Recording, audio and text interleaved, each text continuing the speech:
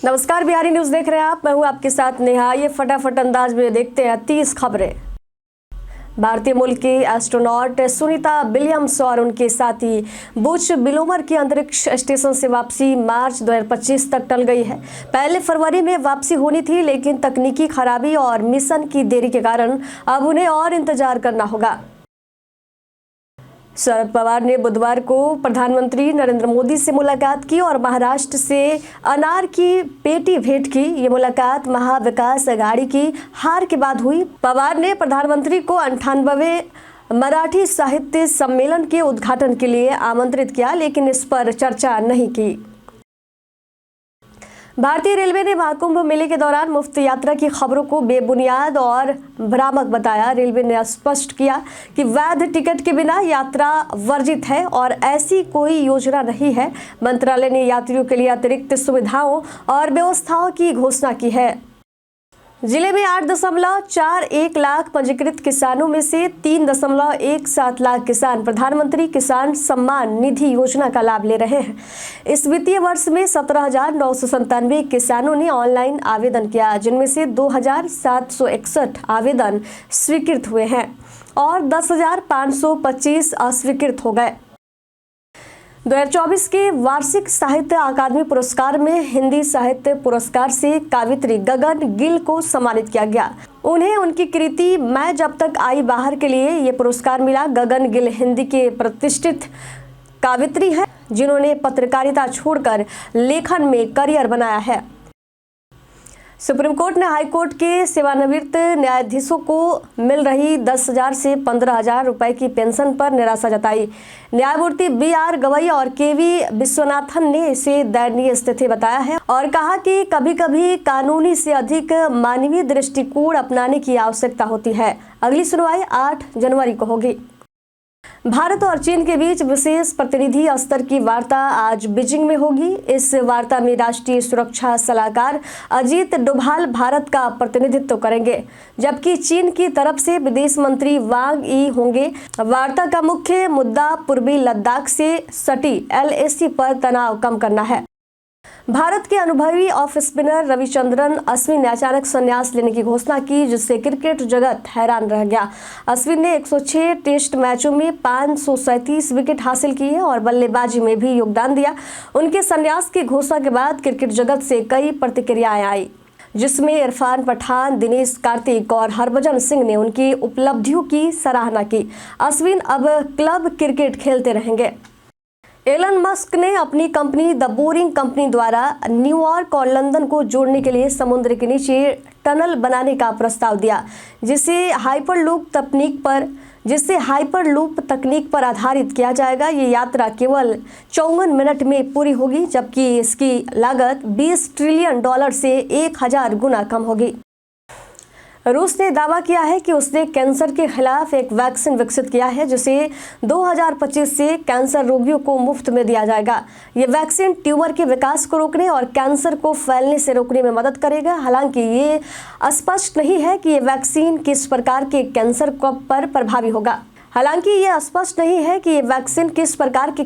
प्रभावी होगा। अन्य देशों में भी इस तरह के कैंसर टीकों पर काम हो रहा है।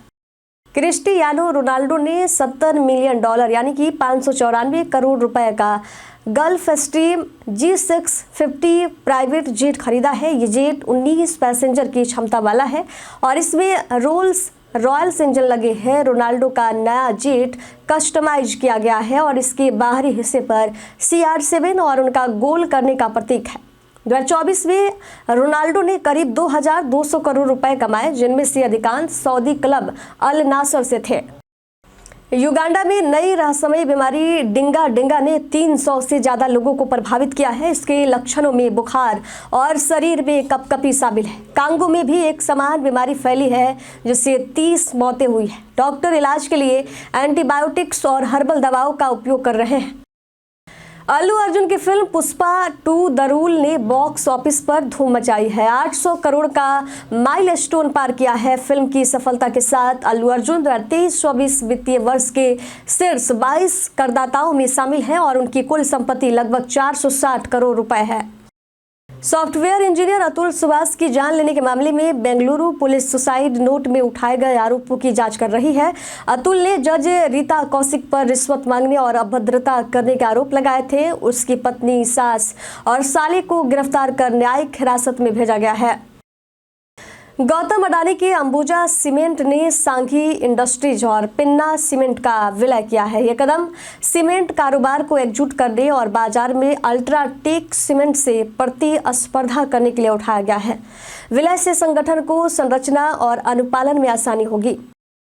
वरुण धवन अपनी एक्शन फिल्म बेबी जॉन के साथ जबरदस्त वापसी कर रहे हैं, जिसमें कृति सुरेश भी नजर आएंगी।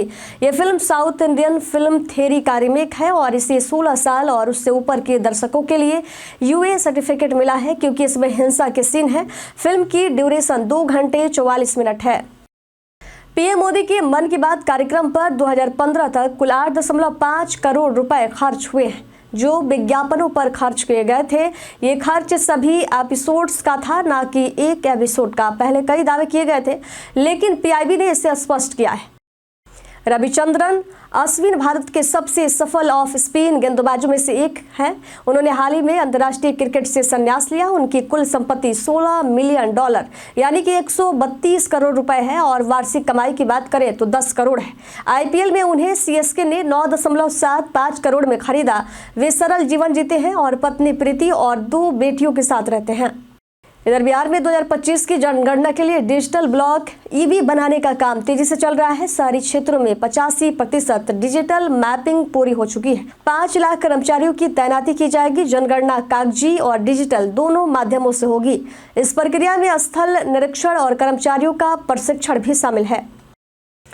यूनिमेक एरोस्पेस का 500 करोड़ का आईपीओ 23 दिसंबर को खुलकर 26 दिसंबर तक सब्सक्रिप्शन के लिए उपलब्ध रहेगा। प्राइस बैंड 745 से 785 तय किया गया है। कंपनी का लक्ष्य कर्ज चुकाने के लिए इस राशि का उपयोग करेगी। ग्रे मार्केट प्रीमियम 350 है, जो 45% लिस्टिंग प्रॉफिट का संकेत देता है।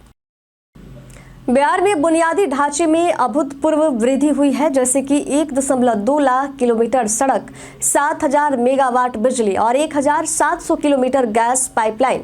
सभी 38 जिलों में गैस वितरण और ऑप्टिकल फाइबर कनेक्टिविटी का विस्तार हुआ है, जिससे राज्य में विकास के नए रास्ते खुल रहे हैं। भारत और ऑस्ट्रेलिया के बीच तीसरा टेस्ट मैच ड्रॉ रहा, जिससे सीरीज 1-1 की बराबरी पर है। बारिश से प्रभावित मैच में भारत ने फ्लो ऑन बचाया। ऑस्ट्रेलिया की पहली पारी में ट्रेविस हेड ने 152 रन बनाए, जबकि बुमराह ने 9 विकेट लेकर शानदार प्रदर्शन किया। बिहार की सियासत में लालू यादव ने कांग्रेस के उभरते नेताओं पप्पू यादव और कन्हैया कुमार को अपनी राह में रोड़ा मानते हुए उन्हें किनारे किया। दोनों नेताओं का भविष्य कांग्रेस में है, लेकिन लालू यादव उन्हें तेजस्वी यादव के लिए खतरा मानते हैं और कभी भी उनकी बढ़त को रोकना चाहते हैं। किसान नेता सरवन सिंह पंढेर ने आरोप लगाया कि सुप्रीम कोर्ट की कमेटी मसलों को हल करने में नाकाम रही है, इसलिए किसान मोर्चा ने कमेटी से न मिलने का निर्णय लिया। इसी बीच पंजाब में किसानों ने 18 दिसंबर को 3 घंटे के लिए रेल रोको आंदोलन शुरू किया। बेटा के कन्हौली में 50 एकड़ भूमि पर बिहार का सबसे बड़ा बस स्टैंड बनेगा। प्रशासन ने किसानों को मुआवजे के लिए 227 करोड़ रुपए की मांग की है। यह स्थान पटना रिंग रोड और अन्य प्रमुख सड़कों से जुड़ने के कारण परिवहन और आर्थिक गतिविधियों में सुधार करेगा। इधर संजय राउत और प्रियंका चतुर्वेदी ने वन नेशन वन इलेक्शन पर बीजेपी की आलोचना की है। राउत ने बीजेपी के खर्चे पर सवाल उठाए, वहीं चतुर्वेदी ने बीजेपी सांसदों की अनुपस्थिति पर निशाना साधते हुए इस बिल को संघीय ढांचे के खिलाफ बताया। तेलुगु फिल्म कनप्पा में मलयालम सुपरस्टार मोहनलाल के किराता लुक ने जबरदस्त सुर्खियां बटोरी है। फिल्म में अक्षय कुमार भगवान शिव का किरदार निभाएंगे, जबकि विष्णु मंचू लीड हीरो है। ये फिल्म अगले साल सिनेमाघरों में रिलीज होगी। इधर केंद्रीय गृह मंत्री अमित शाह के बाबा साहब अम्बेडकर पर दिए गए बयान को लेकर संसद में विपक्ष का विरोध जारी है। पीएम मोदी ने शाह का बचाव करते हुए कांग्रेस पर हमला किया, जबकि कांग्रेस ने शाह के बयान को अम्बेडकर का अपमान बताया। अमित शाह ने दिल्ली विधानसभा चुनाव से पहले समान नागरिक संहिता यूसीसी लागू करने का ऐलान किया। इसे बीजेपी की चुनावी रणनीति माना जा रहा है। उन्होंने उत्तराखंड का उदाहरण दिया, जहां यूसीसी लागू किया गया। अब दिल्ली में बीजेपी का वादा यूसीसी लागू करने का है, जो हिंदुत्व के एजेंडे को आगे बढ़ाने की कोशिश है। बिहार में 2025 की जनगणना के लिए डिजिटल ब्लॉक ईबी बनाने का काम तेजी से चल रहा है। शहरी क्षेत्रों में 85% डिजिटल मैपिंग पूरी हो चुकी है। 5 लाख कर्मचारियों की तैनाती की जाएगी। जनगणना कागजी और डिजिटल दोनों माध्यमों से होगी। इस प्रक्रिया में स्थल निरीक्षण और कर्मचारियों का प्रशिक्षण भी शामिल है। आज के लिए बस इतना ही। कल जिन लोगों ने हमारे सवाल का जवाब दिया था उनके नाम है हैदर खान, परमीला कुमारी, मोहम्मद साकिर हुसैन, दीपक कुमार, संजीव कुमार, नौशाद रजा, राम बाबू दास, विनोद शाह। और आज का सवाल है, आपकी पसंदीदा क्रिकेटर कौन है? इसका जवाब आप हमें कमेंट करके जरूर बताइएगा। नमस्कार।